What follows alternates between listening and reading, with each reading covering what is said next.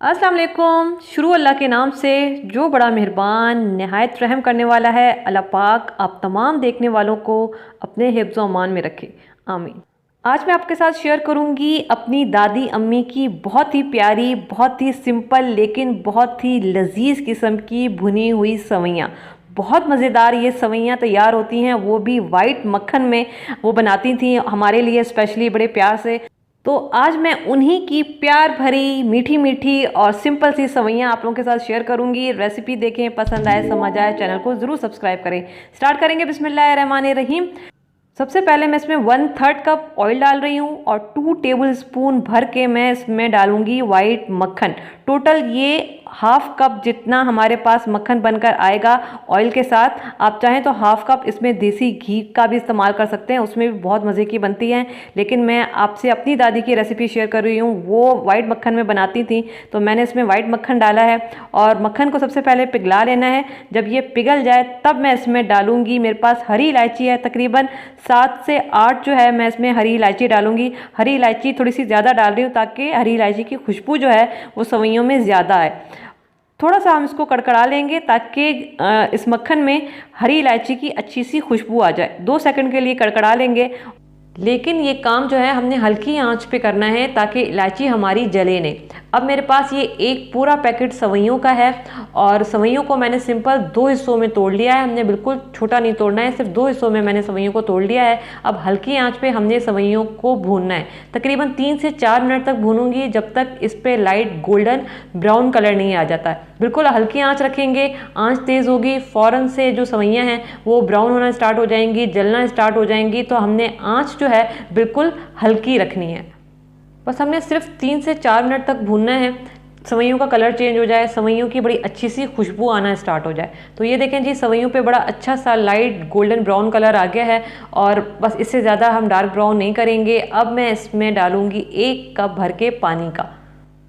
इसके अलावा मैं इसमें हाफ कप चीनी डाल रही हूँ। हमारे घर में चीनी बहुत ज़्यादा नहीं पसंद करते हैं, तो मैं इसमें हाफ कप डाल रही हूँ।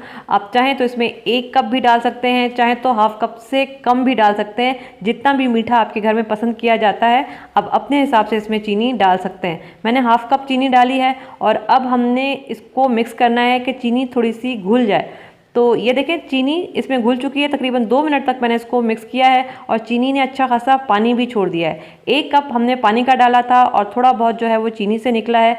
तो इसको हमने मिक्स कर लिया है। आंच मैंने नीचे से हल्की रखी है, आंच को हमने तेज़ नहीं रखना है।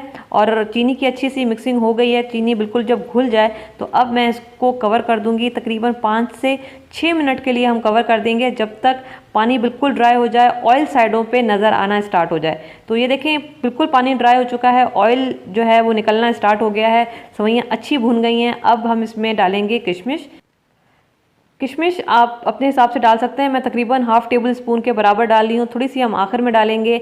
अच्छा, ये मेरे पास थोड़े से बादाम और पिस्ते जो हैं वो कटे हुए रखे हुए थे, तो मैं इसमें डाल रही हूँ ताकि ये ख़राब ना हो, ज़ाया ना हो, इसमें यूज़ हो जाए। इसमें सिर्फ किशमिश और कटा हुआ नारियल जाता है और कुछ नहीं जाता है। मेरी दादी अम्मी सिर्फ कभी कभी तो सिर्फ किशमिश डालती थी, नारियल भी नहीं डालती थी। तो ये थोड़ा सा कटा हुआ मैं इसमें डाल रही हूँ नारियल।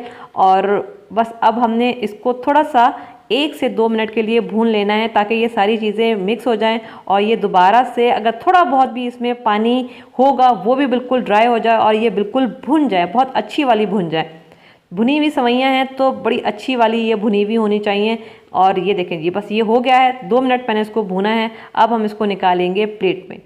बिस्मिल्लाहिर्रहमानिर्रहीम। और ये हमारी मज़ेदार भुनी हुई, वो भी सफ़ेद मक्खन में सवैयाँ तैयार हैं। बिल्कुल सिंपल रेसिपी है लेकिन बहुत ही मज़ेदार लजीज रेसिपी है, क्योंकि ये मेरी दादी अम्मी की रेसिपी है तो बहुत ही ख़ास रेसिपी है। ज़रूर ट्राई करें। अगर सफ़ेद मक्खन आप लोगों को नहीं मिल पाता तो आप इसको देसी घी में बनाएं, ये देसी घी में भी बहुत ही बेहतरीन बनेंगी। आखिर में बस मैं इसके ऊपर थोड़े से ये बादाम पिस्ते जो मेरे पास रखे हुए थे वो डाल दिए हैं। थोड़ी सी किशमिश डालूंगी और थोड़ा सा कटा हुआ नारियल डालूंगी। वैसे तो बादाम पिस्तों की कोई ज़रूरत नहीं है, इसके ऊपर सिर्फ किशमिश और कटा हुआ नारियल जाता है और कुछ नहीं जाता है।